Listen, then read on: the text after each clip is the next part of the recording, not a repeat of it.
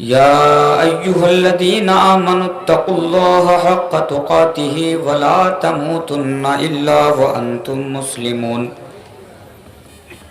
يا أيها الناس اتقوا ربكم الذي خلقكم من نفس واحدة وخلق منها زوجها وبث منهما رجالا كثيرا ونساء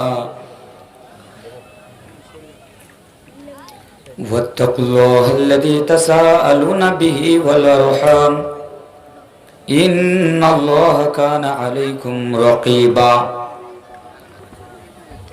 يا أيها الذين آمنوا اتقوا الله وقولوا قولا سديدا يصلح لكم أعمالكم ويغفر لكم ذنوبكم ومن يطع الله ورسوله فقد فاز فوزا عظيما أما بعد فإن خير الحديث كتاب الله وخير الهدي هدي محمد صلى الله عليه وسلم وشر الأمور محدثاتها وكل محدثة بدعة وكل بدعة ضلالة وكل ضلالة في النار أعوذ بالله من الشيطان الرجيم بسم الله الرحمن الرحيم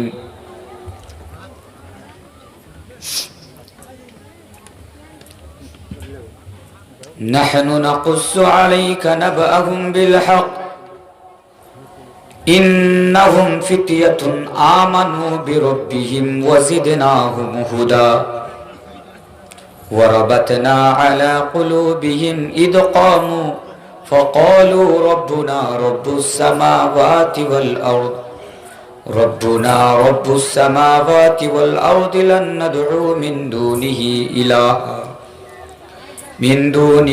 إلها لقد قلنا إذا شططا علیہ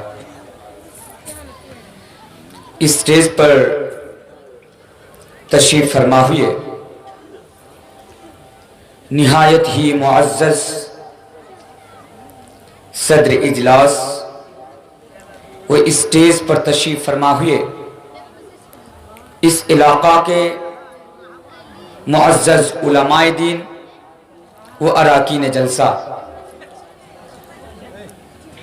مغل پارا اور اس کے چاروں اطراف و اکناف سے آئے ہوئے بزرگوں دینی و ملی بھائیوں عزیز بچوں اور پردہ کے ایک سائیڈ میں بیٹھی ہوئی خواتین اسلام، محترم سامعین، رات کافی ہو چکی ہے۔ مجھے اس بات پر خوشی ہے کہ اتنی رات ہونے کے باوجود بھی ابھی تک پرسکون ہو کر آپ لوگ قرآن اور حدیث کی باتیں سن رہے ہیں۔ اس لیے وقت کو مد نظر رکھتے ہوئے میں بلا تمہید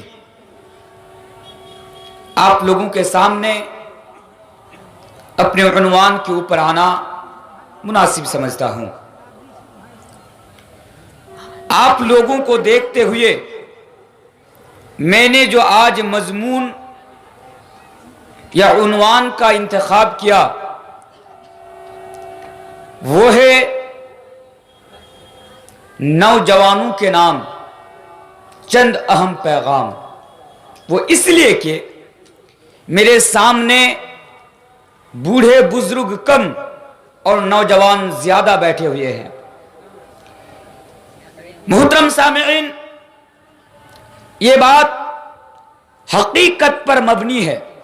اس سے پہلے ایک سوال کر دوں، کیا آپ لوگ میری بات سمجھ رہے ہیں نا؟ سمجھ رہے ہیں نا؟ چلے ماشاءاللہ۔ ایک ایک بات پر ذرا غور کیجئے، کانسنٹریٹ کے ساتھ اور پوری توجہ کے ساتھ ایک ایک بات کو آج آپ سنیے۔ یہ بات مسلم ہے، حقیقت پر مبنی ہے کہ ایک انسان جب بچپنا کا دور ختم کر کے جوانی کی دہلیز پر قدم رکھتا ہے تو وہ انسان دنیا کی چمک دمک اور دنیا کی رنگینیوں میں پڑ جاتا ہے، اور پھر وہ انسان قدم قدم پر اللہ اور اللہ کے پیارے رسول جناب محمد رسول اللہ صلی اللہ علیہ وسلم کی نافرمانی کرنا شروع کر دیتا ہے۔ اور جیسا کہ آج ہمارے سماج کا اور ہمارے معاشرہ کے نوجوانوں کا حال ہے۔ سامعین، شروع میں ایک بات آپ نوٹ کر لیجئے کہ مولانا تنویر عالم آپ کے علاقے میں آ کر ایک بات بتا کر گئے تھے۔ تھوڑا آواز ٹھیک کیجئے، تھوڑا بڑھائیے اس کو۔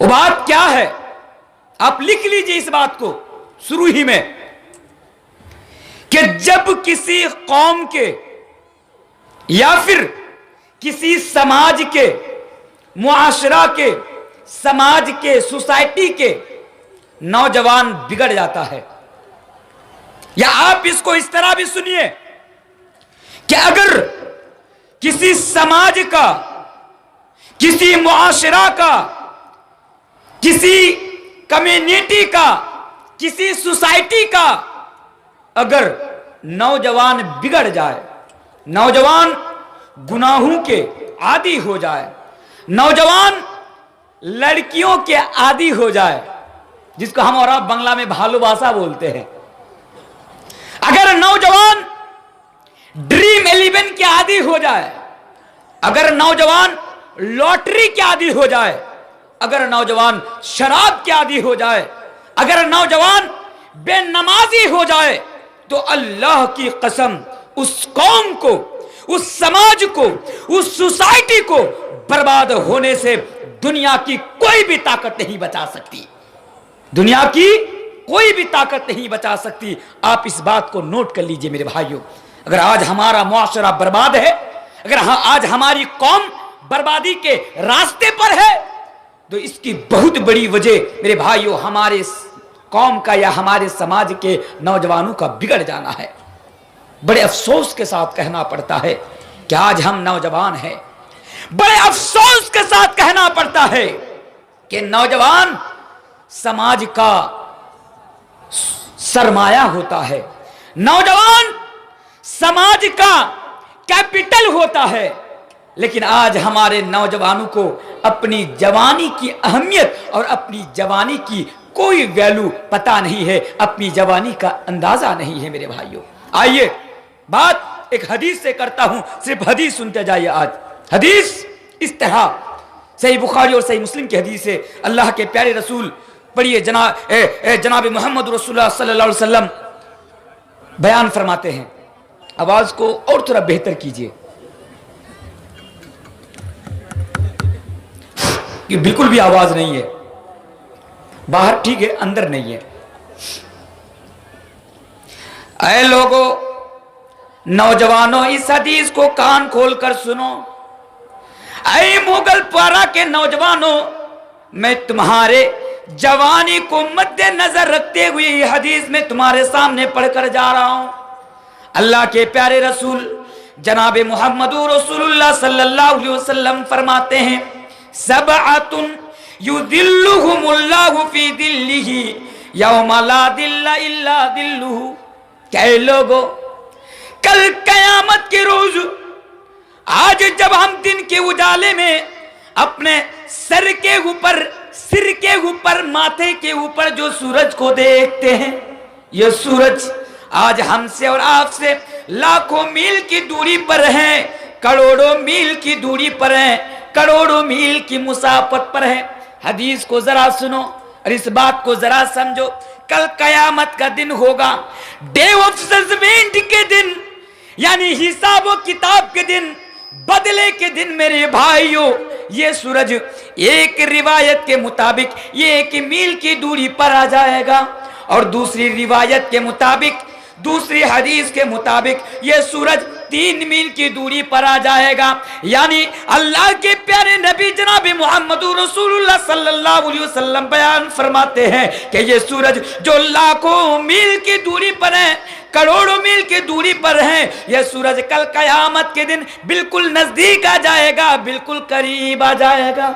ہائے اللہ، ذرا غور کیجئے، دنیا میں ذرا دیکھیے، گرمی کے دنوں میں، جب گرمی کے دنوں میں سورج کی تپش بڑھ جاتی ہے، سورج کی گرمی بڑھ جاتی ہے، اور خدا نہ خواستہ رات کے 12 بجے، غور کیجئے، حالانکہ رات میں سورج نہیں ہوتا. کیا مغل پارا میں رات کو سورج نکلتا ہے؟ نہیں نا. سورج صبح صادق ہوتا ہے اور پھر شام ہوتے ہوتے غروب ہو جاتا ہے. میرے پیارے ساتھیو، دن میں سورج نکلا تھا، لیکن دن میں سورج کی اتنی تپش تھی، اتنی گرمی تھی کہ رات کے 12 بجے اگر بجلی چلی جاتی ہے، رات کے 12 بجے اگر لائٹ چلی جاتی ہے، رات کے 12 بجے اگر کرنٹ چلی جاتی ہے، پنکھا بند ہو جاتا ہے، اے سی بند ہو جاتا ہے، تو ہماری اور آپ کی نیند حرام ہو جاتی ہے میرے بھائیوں. لیکن ذرا غور کرو، رات کو تو کوئی سورج نہیں ہوتا، دن میں جو سورج نکلا تھا، آج رات کے 12 بجے اسی سورج کی گرمی کی اسی سورج کی گرمی اور تپش باقی ہے، جس کی وجہ سے ہماری نیند حرام ہو رہی ہے. صبح ہونے کو ہے لیکن ہمیں اور آپ کو نیند نہیں آ رہی. ذرا غور کیجئے اس دن کے بارے میں. اللہ کے نبی فرماتے ہیں، لوگوں، کروڑوں میل کی دوری پر نہ ہوگا، تمہارے بالکل نزدیک آ جائے گا، قریب آ جائے گا. اس دن تمہارا حال کیا ہوگا؟ اللہ کے نبی بیان فرماتے ہیں، اس حالات میں اور اس سچویشن میں اللہ تبارک و تعالی 7 طرح کے لوگوں کو، 7 قسم کے لوگوں کو، 7 پرکار کے لوگوں کو سورج کی تپش سے بچا لے گا، سورج کی گرمی سے بچا لے گا، اور پکارے گا، ہے میرا بندہ آ جا، تو میرے عرش کے سائے تلے آ جا. اللہ اکبر. اللہ تبارک و تعالی 7 طرح کے لوگوں کو اپنے عرش کے سائے تلے جگہ عطا فرمائے گا. وہ کون ہوگا؟ وہ 7 قسم کے لوگ کون ہوگا؟ وہ 7 طرح کے لوگ کون ہوں گے؟ اللہ کے نبی فرماتے ہیں، شاب نشأ فی عبادت اللہ تعالی. او نوجوان ہوں گے، او نوجوان ہوں گے، یعنی کل قیامت کے روز اس نوجوان کو اللہ سورج کی گرمی سے بچا کر اپنے عرش کے سائے تلے جگہ عطا فرمائے گا. کس کو؟ جس نے اپنی جوانی کو اللہ تبارک و تعالی کی عبادت میں گزاری ہو. حدیث کو سامنے رکھیے، میرے سامنے بیٹھے ہوئے نوجوانوں، ذرا سوچئے اپنے دل پر ہاتھ رکھ کر، ذرا سوچئے اپنے دل پر ہاتھ رکھ کر، کیا ان نوجوانوں میں آپ شمار ہوں گے؟ کیا ان نوجوانوں میں آپ شمار ہوں گے کہ کل قیامت کے روز اللہ کے عرش کے سائے تلے آپ کو جگہ ملے گی؟ نہیں میرے بھائیوں، نہیں، بالکل نہیں. کیوں؟ آج ہماری جوانی کہاں گزر رہی ہے؟ لڑکیوں کے پیچھے گھوم گھوم کر گزر رہی ہے. معاف کرنا، اگر ہمارے گاؤں سے آج ہمارے سماج کے نوجوانوں کا حال تو یہ ہے، معاف کیجئے گا، بڑے کڑوی الفاظ میں بتا کے جا رہا ہوں. اگر ایک خوبصورت لڑکی یہاں سے نکلتی ہے گاؤں سے، تو لڑکے لوگ، نوجوان لوگ کتے کی طرح اس کا پیچھا کرنا شروع کر دیتے ہیں. کہاں تک؟ وہاں تک بائک دوڑاتے ہیں جہاں تک لڑکی نہیں پہنچ، اپنی منزل کو نہیں پہنچ جاتے ہیں. آج ہمارے نوجوانوں کا یہ حال ہے. نوجوانوں، ذرا ایمانداری کے ساتھ مجھے بتانا، کیا کل قیامت کے روز اللہ کے عرش کے سائے تلے تمہیں جگہ ملے گی؟ نہیں ملے گی. کیوں نہیں ملے گی؟ کیونکہ آج تمہاری جوانی اللہ تبارک و تعالیٰ کی عبادت میں نہیں گزر رہی ہے. آج تمہاری جوانی خیر کے کاموں میں نہیں گزر رہی ہے. آج تمہاری جوانی اچھی جگہ پر نہیں، اچھی چیزوں پر نہیں گزر رہی ہے. میرے بھائیوں، تمہاری جوانی کہاں کہاں گزر رہی ہے یہ تو تم زیادہ بہتر جانتے ہو مجھ سے. ہوٹلوں میں گزر رہی ہے، پارکوں میں گزر رہی ہے، سینما ہالوں میں گزر رہی ہے. مجھ سے زیادہ آپ ہی بہتر جانتے ہیں کہ آپ کی جوانی کہاں کہاں گزر رہی ہے. اس لیے جوانوں، ابھی بھی وقت ہے، اپنی جوانی کو اللہ تبارک و تعالیٰ کی عبادت میں گزارو. جوانوں، یہ میرا پہلا پیغام ہے آپ کے نام. کہ اپنی جوانی کو اللہ تبارک و تعالیٰ کی عبادت میں گزارو. یاد رکھو یہ جو جوانی ہے نا, تم اپنی جوانی میں جتنی عبادت اللہ تبارک و تعالیٰ کی کر پاؤ گے بڑھاپے کی عمر میں نہیں کر پاؤ گے. کیوں؟ کیونکہ جوانی کا دور طاقت کا دور ہوتا ہے. بات سمجھ میں آ رہی ہے؟ جوانی کا دور طاقت کا دور آتا ہے. ایک جوان کیا ہوتا ہے, ایک بوڑھا گاؤں میں بولتے دیکھے ہوں گے نا کہ صاحب جب میں جوان تھا 50 کلو 60 کلو اپنی پیٹھ پر لاد کر چلا جاتا تھا, اب تو بوڑھا ہو گیا, وہ 10 کلو کا وزن بھی ہم سے اٹھایا نہ جاتا. جواب دیتے کہ نہیں دیتے؟ دیکھیے جوانی کا دور طاقت کا دور ہوتا ہے, اس لیے جوانی میں آپ زیادہ سے زیادہ اللہ کی عبادت کر لیجئے, کیونکہ جوانی میں آپ جتنی عبادتیں اللہ تبارک و تعالیٰ کی کر پائیں گے بڑھاپے میں نہیں کر پائیں گے میرے بھائیو. جوانی کا دور یعنی طاقت کا دور ہوتا ہے. آپ لوگ دیکھے ہوں گے نا کہ جب شروع میں کورونا وائرس آیا تھا, کورونا وائرس سے تو ہم اور آپ سب پریشان تھے کہ نہیں تھے؟ شروع میں جب کورونا وائرس آیا تھا تو WHO کی طرف سے یہ گائیڈ لائن جاری کیے گئے تھے کہ کورونا وائرس سے سب سے زیادہ خطرہ کس طبقہ کے انسانوں کو ہے؟ کس کو؟ بوڑھے کو. کیوں؟ بوڑھا کمزور ہوتا ہے. بچے کو. لیکن نوجوانوں کو کورونا وائرس سے زیادہ خطرہ نہیں ہے. کیوں نہیں ہے؟ کیونکہ ایک انسان جب جوان